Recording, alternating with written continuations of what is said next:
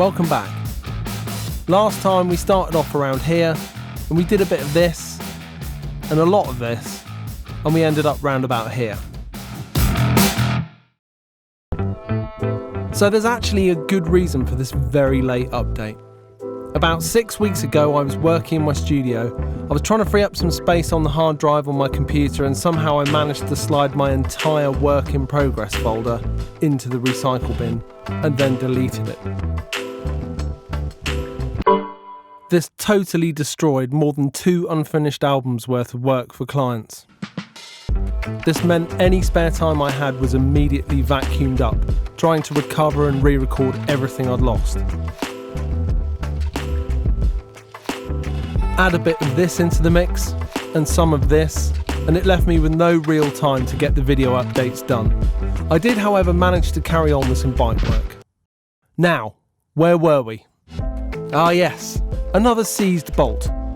This time on the spark plug cover. Once again, I'd managed to round the bolt, so I cut a slot into it with my angle grinder.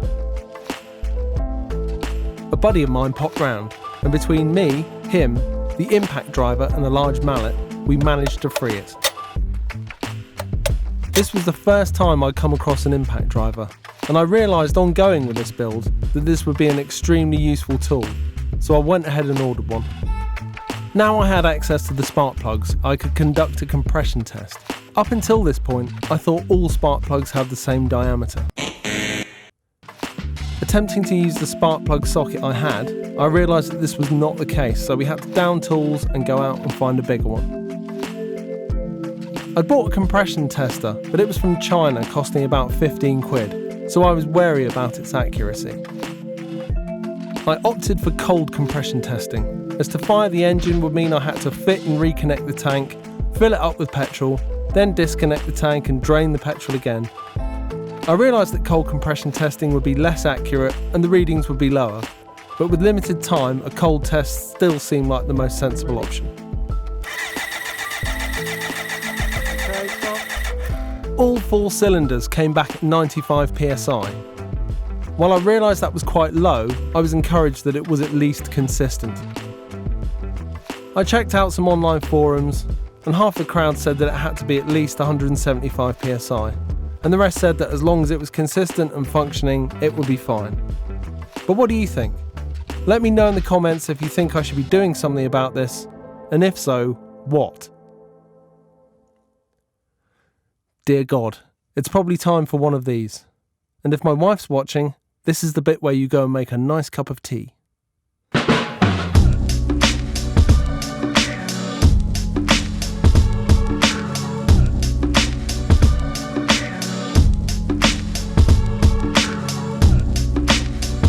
As mentioned in the damage, the hunt was on for a Trispoke rear wheel. My inspiration had come from the illustrator and his build, especially the colour. Rather frustratingly, I'd spoken to the illustrator the very day after he'd thrown his yellow wheel in the garbage because nobody was interested in it. I could have had it for pennies and I'd missed it. No, God! No, God, please, no! No! No! Not getting bogged down by a missed opportunity, I had a look around on forums and eBay. Eventually, I found a guy on the K-Bike Facebook forum who was selling off spare parts from his K-build, including a Trispoke K100 rear wheel. It looked in great nick, so I spoke to him and we made a deal. This was all arranged during lockdown and I was dubious about it turning up at any point, let alone promptly, but sure enough, 2 weeks later it arrived immaculately packaged and looking good. Back on the bike, we started working on the crazy spaghetti electrics, starting with a lunchbox speedo. I've always hated the speedo array on the K-bikes. They're bulky and ugly and I couldn't wait to get it off. But it turns out that not everyone hates them, as I managed to sell it some weeks later for nearly 60 quid.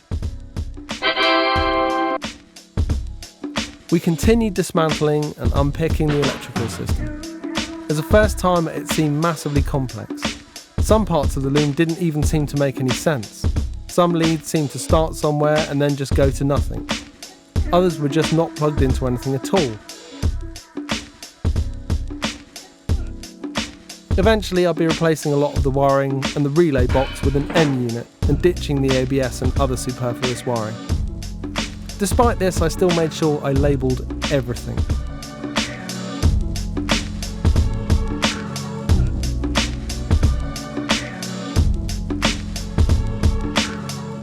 Bit by bit we unhooked, detached, dismantled, and after a lot of head scratching, we finally managed to free the squid.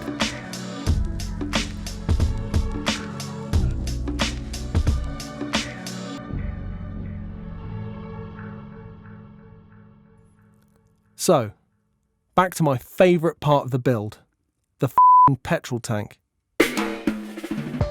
When we last visited the tank, I'd solved one leak, but caused another. As it turns out, the second leak was not caused by the weird breather tube thing, which I'd managed to seal with some metal epoxy putty. It was caused by a leak in the lower gasket, probably a result of me having to remove the innards for welding. I replaced the gasket and made sure everything was nice and tight. I then wanted to add some sealant, but the main issue was how to apply the sealant without splurging it all over the tank. I came up with an odd but very effective solution. I bought a turkey baster.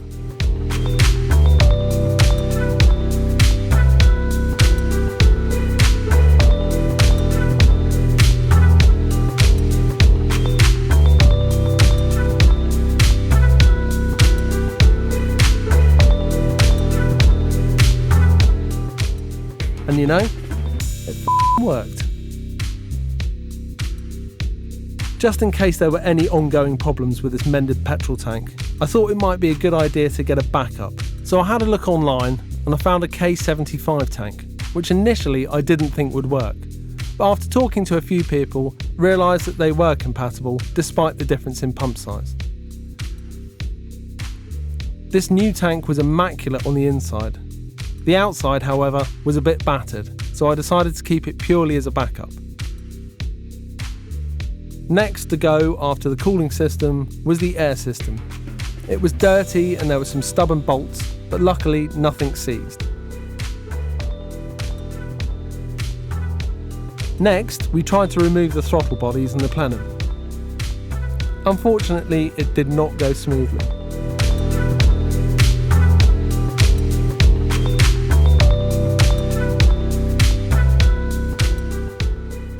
Eventually we managed to remove the throttle bodies, but the fixtures on the engine block were brittle.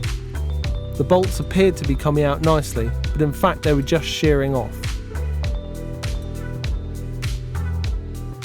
Out of 8 bolts, 3 were sheared, 3 came out and 2 were seized. It was an absolute car crash.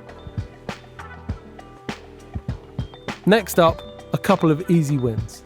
The starter motor and alternator both came out very easily.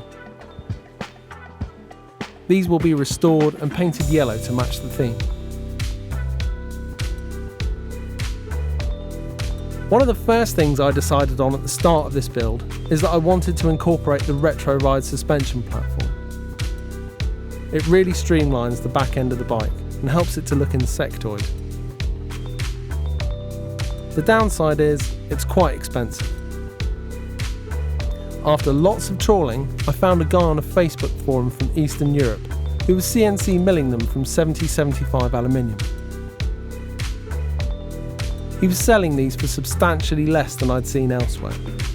Did I hand over hundreds of pounds to a complete stranger in a foreign country? Of course I did. I paid the money and the weeks went by. I began to get a little nervous, despite emails from the seller trying to reassure me. But still, nothing arrived. Then on the 4th week, I received a package from Romania. It was an absolute work of art.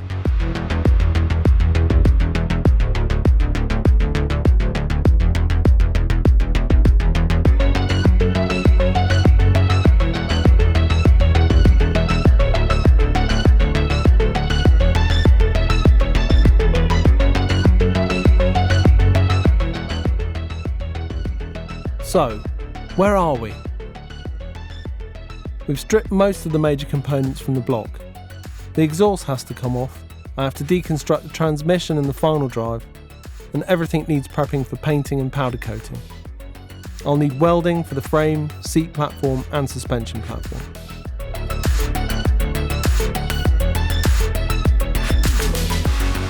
Coming up is the bit where I have to start spending real money. Front end, wheels, shocks, M-unit, exhaust, instruments, braking system, rear sets and probably a seat, so I have something to sit on.